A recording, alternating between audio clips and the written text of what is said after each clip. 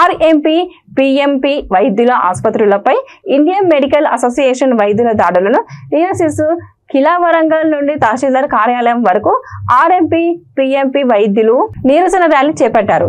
TMC దాడులు ఆపాలని, YS Rajasekhara Reddy ప్రభుత్వంలో అమలు చేసిన ప్రభుత్వం జీవో అమలు చేయాలని, ఎన్ఎంసీ దాడుల నుండి ఉపశమనం కావాలని వారి ప్రధాన డిమాండ్స్ తెలియజేశారు. ఈ కార్యక్రమంలో Telangana RMP, PMP welfare association Warangal జిల్లా అధ్యక్షులు నరేంద్రులు, శ్రీనివాస్, మండల అధ్యక్షుడు రామగోని శ్యామ్ ప్రసాద్ తదితరులు పాల్గొన్నారు.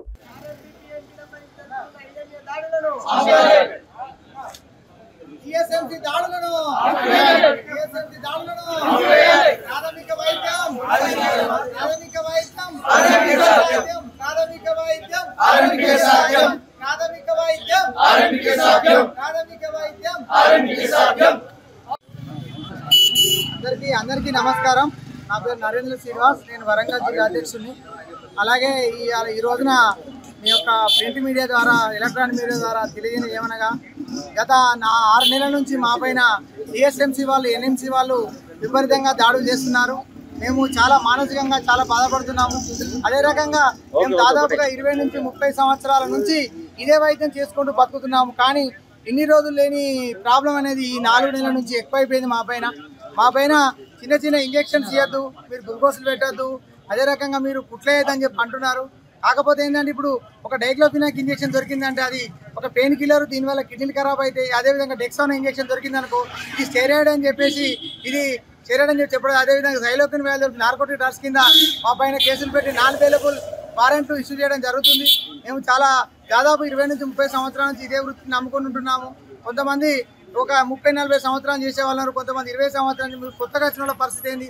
ఒకవేళ ఇది గిట్ట పోయిందనుకో మేము రోడ్డు మీద పడి ఆత్మహత్యలు చేసుకునే రకంగా తయారయ్యే విధంగా. ఎందుకంటే ఈ రోజులలో మేము మాకు ఏ విధమైనటువంటి ఉపాధి ఇవ్వకుండా పర్లేదు, కానీ దయచేసి మా పని మీద మమ్మల్ని చేసుకొని ఇస్తే మా పిల్ల బాబాలను మా పొట్ట మీద కొట్టకండి. ఎందుకంటే మేము దాదాపుగా 4 రోజుల నుంచి వెళ్ళి మేము వరంగల్ జిల్లా వ్యాప్తంగా మేము బంద్ పాటించడం జరిగింది.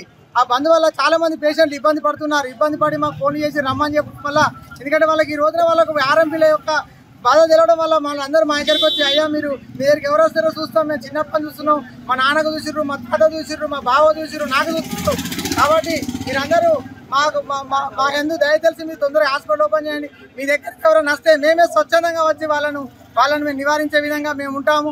కాబట్టి మీరందరూ దవాఖాలు తీయండి అని చెప్తే, ఈ రోజున మేము మధ్యాహ్నం పూట ప్రజల యొక్క అభిప్రాయం మేరకు ప్రజలు మాకు అండగా ఉంటున్న ఉద్దేశంగా మేము వాటి నుంచి మధ్యాహ్నం నుంచి మా యొక్క సేవలను కొనసాగించడానికి ఉంటున్నాం. ఎందుకంటే మేము తీసుకునేది 50 రూపాయలు, 100 రూపాయలు తీసుకుంటున్నాం.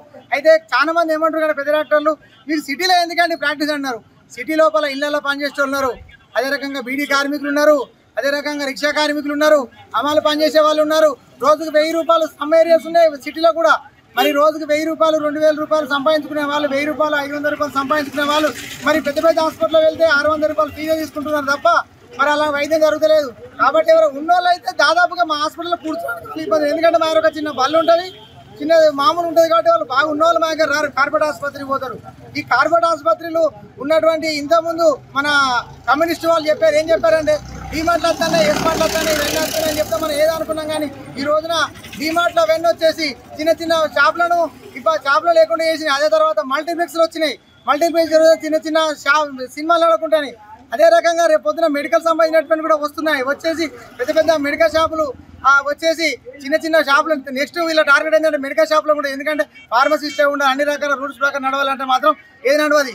అదే రకంగా ఇప్పుడున్నటువంటి పరిస్థితులలో మన భారతదేశం అనేది భిన్నత్వంలో ఏకత్వంగా ఉంటుంది. అంతే, భిన్నత్వంలో ఏకత్వం. ఉన్న వాళ్ళు ఉంటారు, లేని వాళ్ళు ఉంటారు, అందరు ఉంటారు. ఉన్న వాళ్ళంటే పెద్ద హాస్పిటల్కి వెళ్ళి, ఎందుకంటే మా హాస్పిటల్లో కూర్చోడానికి వాళ్ళకి ఇష్టం ఉంటుంది, వాళ్ళు పోతారు. మా దగ్గరికి వచ్చే వాళ్ళందరూ కూలి పని చేసుకుంటారు, తర్వాత మళ్ళీ ఇళ్ళల్లో పని చేసే వాళ్ళు.